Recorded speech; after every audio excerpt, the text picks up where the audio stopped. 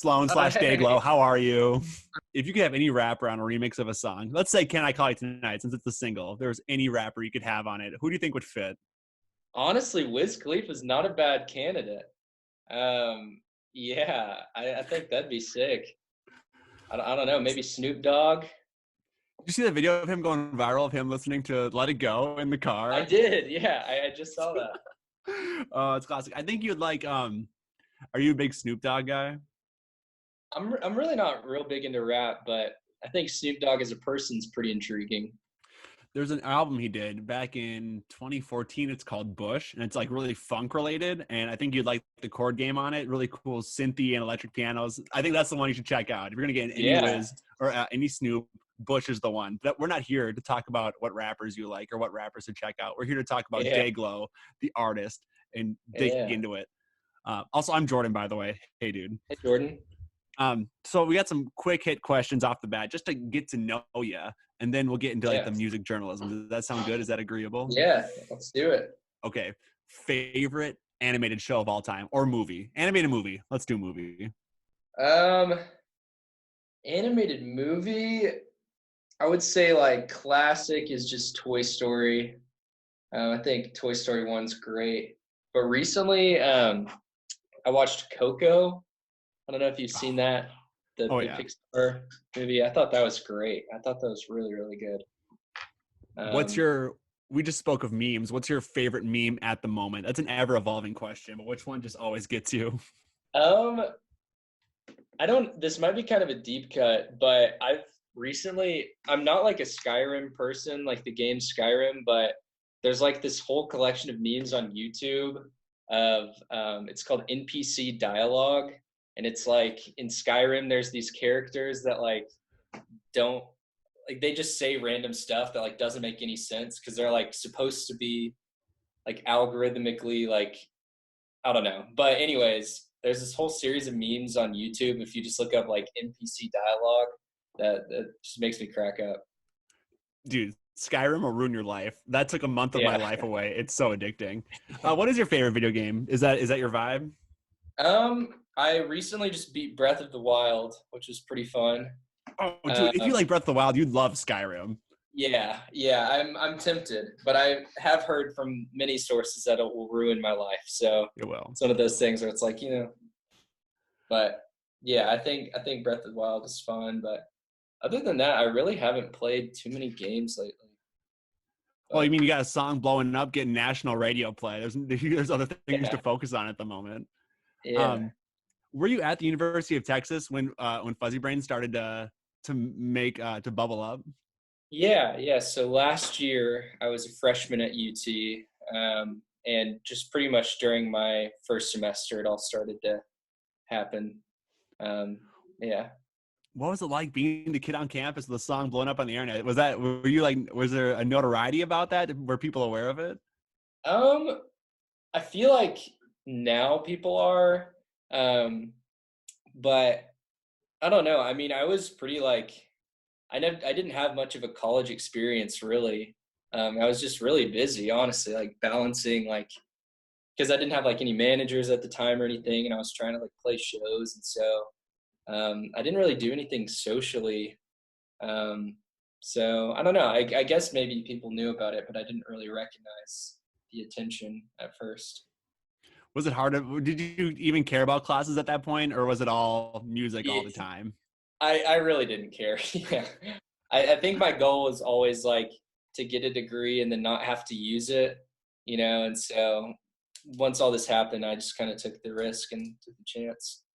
Was there Um, one class that like picked your interest? That you're like, okay, I do like this class. You seem like a philosophical guy. Do you take a yeah, yeah. philosophy class? Well, I was going to be an advertising student, and I know like some of my later classes would have been fun, but I was just like in all core classes. So it was just like a huge history class with like 600 people in the room, and it's just like, what am I doing here? I Um, was a marketing major as well, so if you want the books, I can just mail them to you if you really want to yeah, go there. yeah, that, Uh, that could be Tell us fun. about that morning at the Magnolia Cafe. That was pretty awesome. So sadly, actually, Magnolia Cafe is permanently closed Oh man, because of all this stuff going on. But yeah, I was about to go meet my managers in Nashville, and I basically told my parents about it, kind of in a way in which like I was telling them like I'm gonna have to do this, you know, like this is an incredible opportunity, and everything was starting to take off. Um, and yeah, my parents just kind of sat me down. They're like, "We totally support this," which was cool because my dad, like, he went to UT, and um, you know, I worked really hard to get into UT, and I don't know, it was kind of like scary at first to be like, okay, I'm not going to do this thing that I've been working hard for, but they were all on board. Um, yeah. You said you had a lot of stuff. What was the stuff going on that led you to the conclusion besides the passion and the fire within? Yeah. It just started to take off on the internet, and it's crazy to think too. I think at the time I talked to my parents, and not that it's like this is a measurement of like ultimate success, but like my monthly listeners on Spotify was like 300,000 or something. And like most bands that I look up to like are like lower than that. And so to me, I was like, oh my gosh, this is huge. And so I was like, I gotta set everything aside because I thought that was crazy. And now there's like 3 million, and it's just pretty wild. But yeah, I just was overwhelmed with balancing school, and there were just opportunities coming up that I couldn't have done if I were still a student. I feel that. Online, I was reading how people describe your music as snappy, sparkly, shiny, a lot of S words. On the Mhm. air, I say it's similar to like a vintagey Fosh of the People, but I don't want to be presumptuous in that. How would you like us radio people to describe your music? What's the proper articulation? Yeah, I mean, those words work. I think it definitely is very like reminiscent of that like 2009 to 2011 like indie time where there's like MGMT and Passion Pit and Foster the People. That was definitely in Phoenix, of course. We're all big inspirations for Fuzzy Brain. Um, but yeah, I mean, I would say it's just like fun music, melodic. Yeah, You strike me as an optimist. I am. Yeah. I feel like there's a lot of people our age. We've seen a lot of stuff in our lives, and a lot of the music it isn't really optimistic. It's there's maybe a cautiously optimistic tone, but I think you are unapologetically optimistic. What role does that play in your creation? Is that your Yeah. goal? I think yeah, it is my goal. One of my goals. I've kind of taken it from Mr. Rogers, but I was watching this acceptance speech that he was giving to like the TV Hall of Fame or something, and he just asked this question like, "How do we make goodness attractive?" So I was thinking like, how to just figure out how to do that, being a indie pop artist. And I think in our day and age, like there's a lot of sad music, and I think there's a time and place for that. You know, like I can get down to some Phoebe Bridgers and you know, Sulk, but I think there's kind of a gap there, and in a misconception, I think um, in arts where like if something is like emotionally respected, it kind of has to be like emo. Like I feel like if someone's being emotional, it has to be sad when like being happy is an emotion, you know? Like so I want to just balance that to show like I'm still talking about realistic things and like being optimistic, but it's not like Disney, you know? Like I feel like immediately when something's happy, it's like not um, like aesthetically respected, if that makes sense. So I just want to People find are that balance. like the tortured artist type thing. Yeah. Is that the Dayglow thesis statement? What moves you to? I mean, writing is pretty natural for me. I really don't do much else. Um, so I think, I don't know, I'm just a fairly emotional person, and writing and making music is really helpful for me to process and explain those emotions. Um, The Yeah. the Can I Call You Tonight video is great. And that optimism is also in the video. It's fun, it's silly, it's retro, but it's also true to the song. It's a tightrope to walk that optimistic but also creative line like you're talking about. Yeah. Uh, let's say budget wasn't an issue. You're not taking a green screen up the stairs in your house. Yeah. No budgetary constraints. Are there any movies or directors that you'd like to emulate in your visuals Um, going forward? yeah, I mean, I'm a big Wes Anderson fan. Um, I just love that style and everything. Um, but yeah, I don't know. I would say Wes Anderson's probably my favorite. What's your favorite Wes Anderson movie?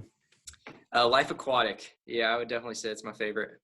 Like the OG one? Did you see Isle of Yeah. Dogs? I That still was haven't great. seen it. No. Oh, you haven't Yeah. seen it? Oh, it's great. I know. I It's still really haven't fun. seen it. Is it because maybe it's claymation, dude? And with your album title, with your album art, you Yeah. got it. How have you not watched it yet? My I goodness. know. I know. I need to see it. Um, speaking of Can I Call You Tonight, it sounds amazing on Go 96.3. You're a dude in Texas whose I am. song's playing in the radio in Minnesota. How does it feel to reach that step in your career? This is like when the gas gets poured on the fire, dude. Yeah.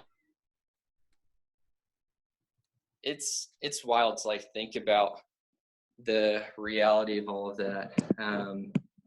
Yeah, it's nuts because I mean the internet's big and like I always see things that like go viral and it's pretty wild because I mean the song for me I finished when I was like 18 and I'm 20 now, so it's just crazy to think that like the way in which everything has grown has been really organic and it is viral, but it's like it keeps getting more viral, and so it's pretty cool to watch. Um, since we're all stuck inside, I mean, like before the pandemic, you were playing sold out shows, your song's blowing up. Does it feel like a bit of a robbery to you to be hitting this stride in your career where you can't really go out and do like we're relegated to doing this as opposed to doing it backstage at a show? Yeah, I mean, at first I was pretty bummed, to be honest, because we left on tour a drive from Austin to Chicago, which takes a long time. And in the middle of that drive, everything happened. So we played our first show that was scheduled for the tour, which was going to be about 2 months, and then like 2 weeks in Europe after that. And so it was really weird to like see it all fall apart because every ticket had already been sold too. Like it was already sold out, and so it would have been pretty awesome. So at first it felt really like isolating and frustrating, but just got to take it for what it is. I mean, the whole world is experiencing some weirdness right now, so I'm part of the whole world, so I'm That's feeling that it too. optimism. That's that cautious Yeah, optimism. I love it. yeah.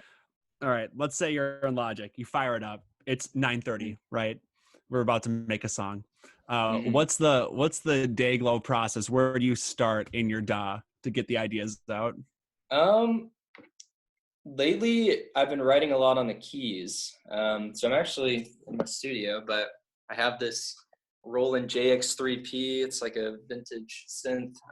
Been writing a lot on that, but yeah, just kind of start with a melody or something and just go from there. I like to have all my tools around me, so wherever I start, I can just build on it pretty quick. What's your go-to VST? Whether it be a synth, let's do your instrumental VST or an effects VST. Let's Okay. separate them.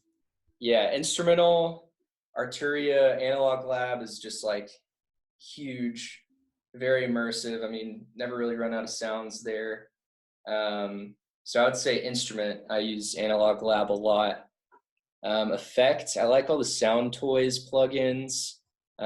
They've one that's like a tape delay called Echo Boy, and I use that a lot. I saw you in that video breaking down the tape delay with the automation Yeah, clip going crazy. It looked like one of the yeah, wicked graphs you'd make on a graphing calculator. yeah, yeah. I love delay, so I don't know. I think those two would definitely be in most projects that I have. I love it. So I don't want to take up any more of your time because you're in the studio right now. I feel very invasive right now. Oh, you're So good. No, the studio is my house, so I'm here all the time. let's say there's an artist similar to you, regardless of genre, just similar in terms of passion and talent and drive. They're a junior in high school. They're serious about it and they want to take that next step. What advice would Dayglow give to that artist in terms of the next steps? Um, I would say like nobody really knows what they're doing. I think like there's like this like facade with artists that like they figured something out, and it's like I don't know. I think for someone who's like an aspiring artist, that's like I think that's what you'll always be, is like you'll keep aspiring to be something, and just keep doing what you do and do it because you have fun. It's really easy to get worn out if you're like making music for the sake of like hoping to make it. And I think if you're just genuine and like enjoy what you doing, like what you do, then that's what it's all about. So And Dayglow, I love it. Thank you so much for taking the time. It yeah, means a lot. thank We're you. stoked. I don't know when you're going to be up here next, but we're excited to see you when you're here in Yeah. Minnesota, man. We Oh, I'm appreciate it. excited too. Yeah. Dude, stay safe, stay sanitized. We'll see you later, all right? Thanks. See ya. See ya.